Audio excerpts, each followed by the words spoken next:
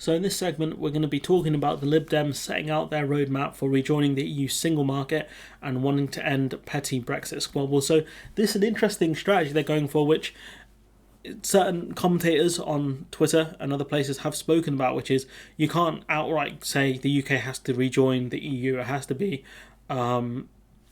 gradual. And the thing is, chances are the EU wouldn't really want the UK to rejoin the EU for now. But by rejoining something like the single market and the customs union, we're not going to have any actual influence over EU policy, which makes us less of an annoyance for them. But also gets rid of pretty much, I think, all of our trade problems with the EU and resolves the situation in Northern Ireland, which is great. The Lib Dems have kind of hopped on and rightfully spoken about the problems the UK is facing when it comes to trade with the EU, which is great. So fair play to them. They're doing a much better job than Labour, but the Lib Dems are aiming at seats in the south, which aren't as Eurosceptic as some of the seats in the north. But Labour, you won't get that much of a pass longer from me in future. So anyways, the Lib Dems are to set out a roadmap for Britain. So this hasn't quite happened yet. This will happen, I believe, Saturday. So we'll try and get this video out for Friday to rejoin the European Union single market, reversing the most damaging parts of Brexit, which is impacting our trade and also took away our seat at the table, really. But by rejoining the single market, we won't get that back. The party spring conference, which is a weird time of year to have it, is expected on Saturday, which I thought was going to happen on Saturday gone by, which would have been the 11th, but it's going to happen on the 18th, so this video will come out before then. To back a policy calling for the UK's economic reintegration into the EU once the ties of friendship and trust are renewed, which I never really understood what that meant. Surely by rejoining the single market, you're aiming to rebuild these ties of trust and friendship. I don't know. The plan is a response to the widespread disruption of trade between Britain and the EU following the government's hard Brexit. Because let's not forget, we didn't have to leave the EU single market and customs union. These were decisions made by the Tory government.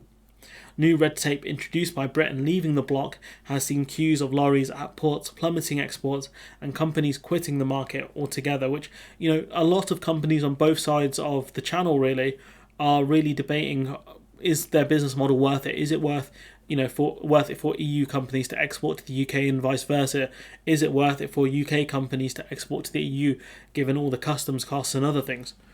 A new policy paper backed by the party's leadership says that the best option bringing most benefits to the UK economy and society is to seek to rejoin the single market, which is great, but I do wonder what happens then for the UK's trade deals with Australia and New Zealand.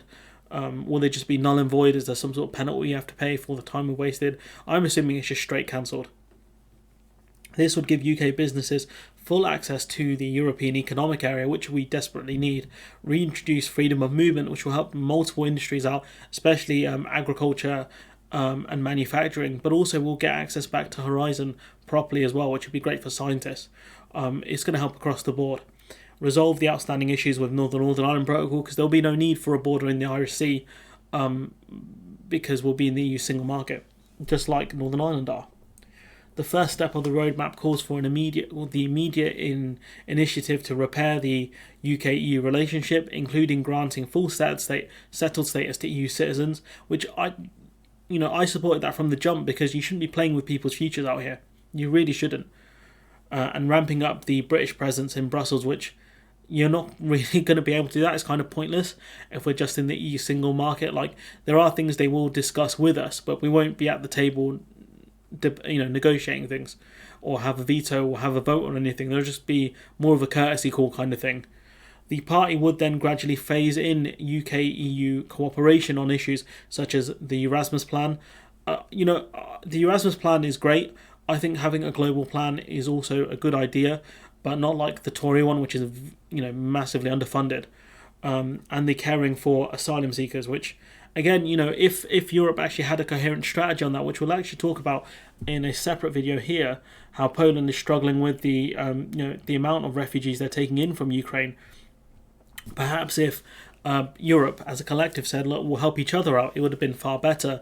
But now Poland are kind of reaping what they sowed in terms of their kind of protest to supporting Italy and Greece when it came to helping refugees from the Middle East. Poland are getting a bit of a taste of that from refugees from Ukraine, the kind of strain it can have on the country, economically speaking. The party would then, well, I mentioned that, it would then push for a series of reciprocal deals on issues such as the recognition of professional qualifications, fast-tracked work visas, and a veterinary agreement, which, again, if we rejoin the EU single market, we won't need a veterinary agreement, so a very strange thing there. If it's the case, right, that the Lib Dems policy is going straight back in for an application for applying for the single market, a lot of this stuff doesn't make sense, because I'm not sure about recognition of professional qualifications, but I'm assuming that I don't think that comes as part of being in the single market, so I guess it would be a reciprocal deal, but having freedom of movement would mean we wouldn't need work visas, would we? Again, I'm very confused at what the Lib Dems are saying here. Unless they want to get these things first and then move into the EU single market, reapply to join it, that would make sense. But it's not very clear in this article. Maybe in the speech that they're going to give, it would make more sense, because they do say that only then, once the trading relationship between the UK and EU is deepened and the ties of friendship and trust are renewed, would the party seek to rejoin the single market. So.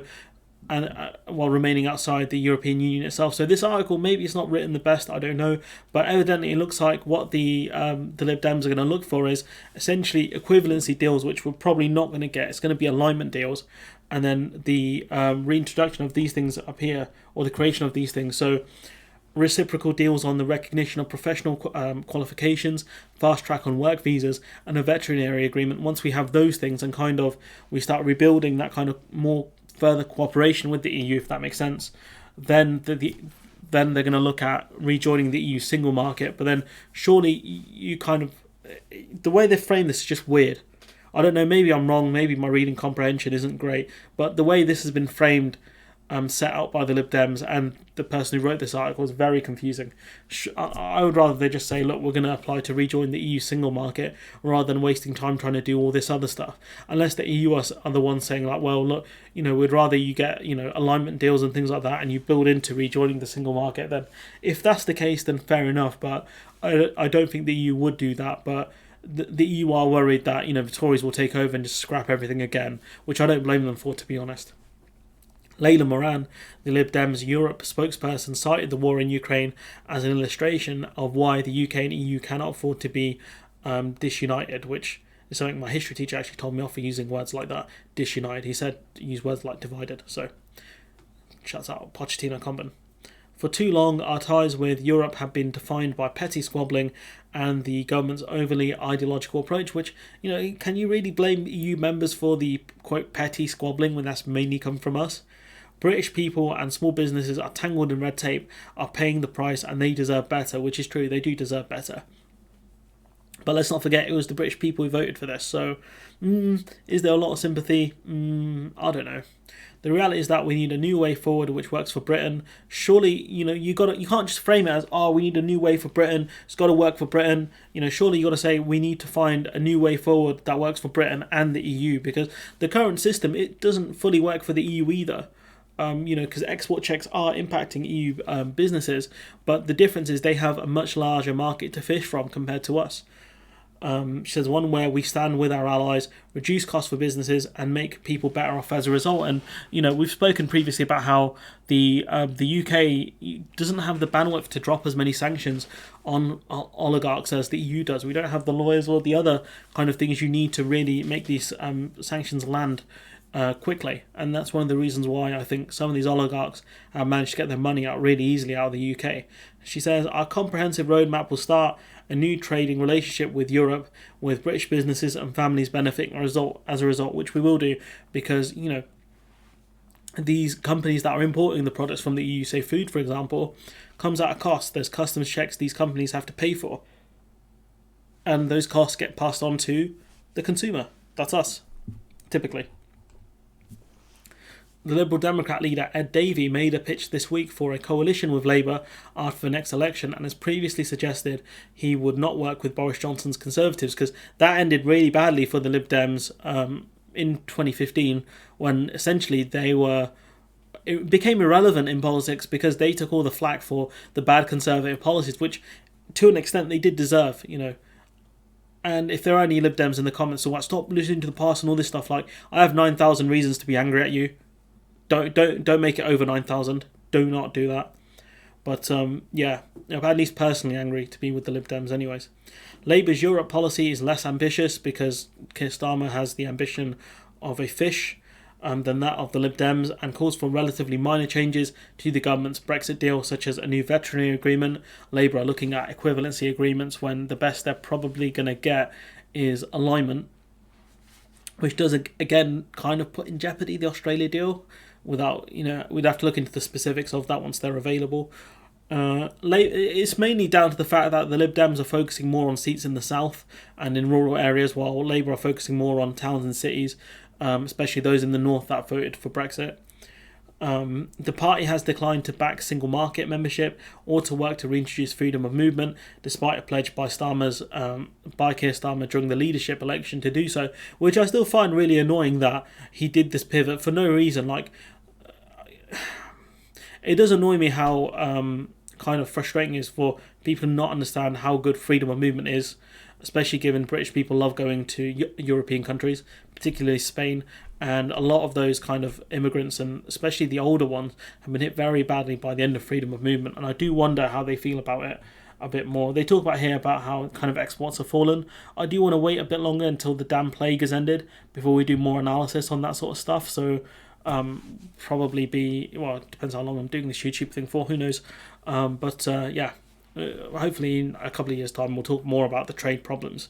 But anyways, let me know what you think in the comments below. Like, comment, share, subscribe, support the channel on Patreon if you can, and hopefully I'll see you in the next one.